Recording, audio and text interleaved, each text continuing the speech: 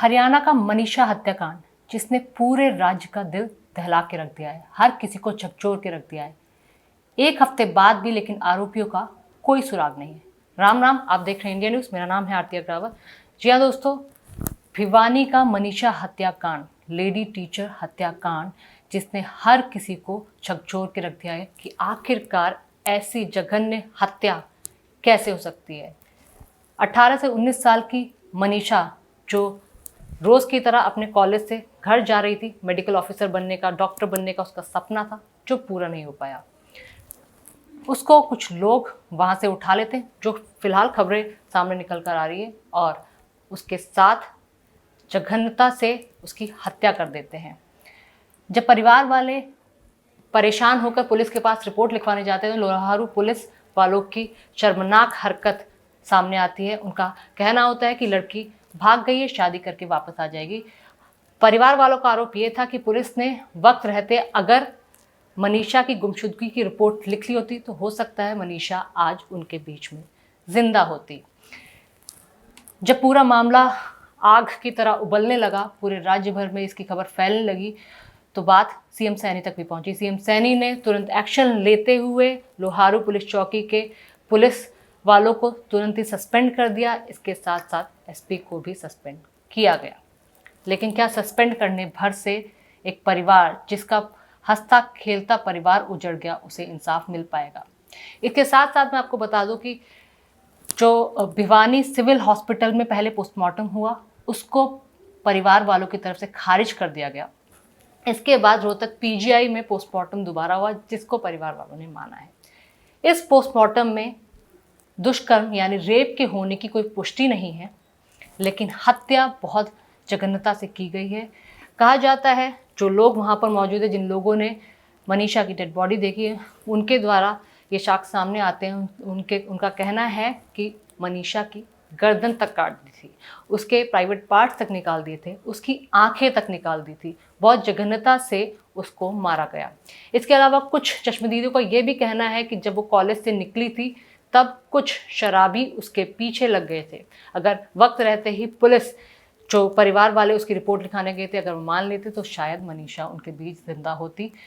मनीषा इस परिवार की बड़ी लड़की थी। उसकी एक छोटी बहन और छोटा भाई है। परिवार का रो रो कर बुरा हाल है। पूरा गांव, हर कोई, पूरा हरियाणा मनीषा के लिए इंसाफ मांग रहा है। जगह जगह लोग कैंडल मार्च निकाल रहे हैं, लेकिन सिर्फ कैंडल मार्च निकालने भर से क्या मनीषा और उसके परिवार वालों को इंसाफ मिलेगा? इसके अलावा राज्य की तरफ से, लोगों की तरफ से, आवाम की तरफ से सवाल रेणु भाटिया, महिला आयोग के अध्यक्ष की तरफ भी है। उनका कहना है कि आमतौर पर रेणु भाटिया बहुत ज़्यादा अपफ्रंट होकर काम करती है, लेकिन इतना बड़ा हत्याकांड हरियाणा में हो गया, जहाँ छोरी छोरों से कम है का नारा दिया जाता है। यहाँ पर आमतौर पर महिलाएं काम कर रही होती है। हरियाणा में महिलाओं की सेफ्टी वाइज अगर देखा जाए तो बहुत सेफ राज्य माना जाता है, क्योंकि 1 या 2 साल से नहीं, कई दशकों से महिलाएं यहाँ पर बहुत ही जिम्मेदारी से और आराम से काम करते हुए आई हैं। इस तरह की वारदातें हरियाणा में खास तौर पर नहीं देखने को मिलती है। उसके बावजूद अगर इस तरह की जघन्यतापूर्वक हत्या, निर्मम हत्या होती है, तो हरियाणा पर भी सवाल खड़े होते हैं। अब आलम यह है कि पॉलिटिकल पार्टी, जो विपक्षी पार्टियां हैं, वो भी सरकार के ऊपर सवाल उठा रही हैं कि कब तक मनीषा के जो आरोपी हैं वो गिरफ्तार होंगे। ये मामला 11 अगस्त का मनाया जा रहा है। सोशल मीडिया पे हर कोई रोष दिखा रहा है, हर कोई मनीषा के लिए इंसाफ मांग रहा है, लेकिन अगर वक्त रहते ही ये सब सुन लिया होता, देख लिया होता, तो शायद ये अंजाम नहीं होता। लेकिन इसके अलावा एक छोटा सा ट्विस्ट और है।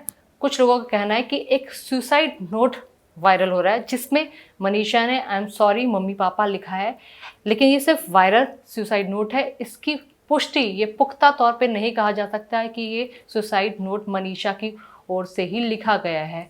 सुसाइड नोट फिलहाल सोशल मीडिया पर वायरल हो रहा है। हो सकता है मामले को नया एंगल देने की बात हो रही हो, लेकिन इसकी पुष्टि नहीं हुई है, क्योंकि जिस जघन्यता से शव के जो अंग हैं अलग अलग मिले हैं, उस तरह सुसाइड तो कोई नहीं कर सकता।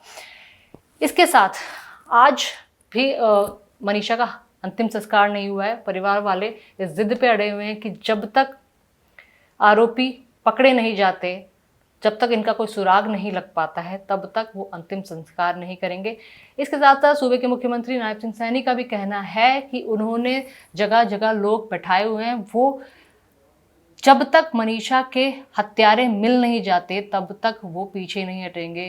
कांग्रेस के अध्यक्ष उदय भान की तरफ से भी बयान आया है, उन्होंने भी सरकार पर भी सवाल उठाए हैं। और जैसे कल एल्विश यादव के घर सुबह 5 बजे गुरुग्राम में फायरिंग हुई थी, तो न्याय व्यवस्था सिक्योरिटी को लेकर विपक्षी पार्टी के नेता लगातार सवाल उठा रहे हैं। लेकिन जिस तरह की जघन्यता से ये हत्या की गई है, फिलहाल रेप की पुष्टि नहीं है, लेकिन कुछ लोगों का कहना है कि उसके कपड़े भी छिन्न भिन्न थे, तो इससे अंदाज़ा यही लगाया जा सकता है कि शायद उसके साथ अमानवीय घटना भी हुई हो, लेकिन इस पर पुष्टि नहीं है। अभी एफएसएल की रिपोर्ट आना बाकी है।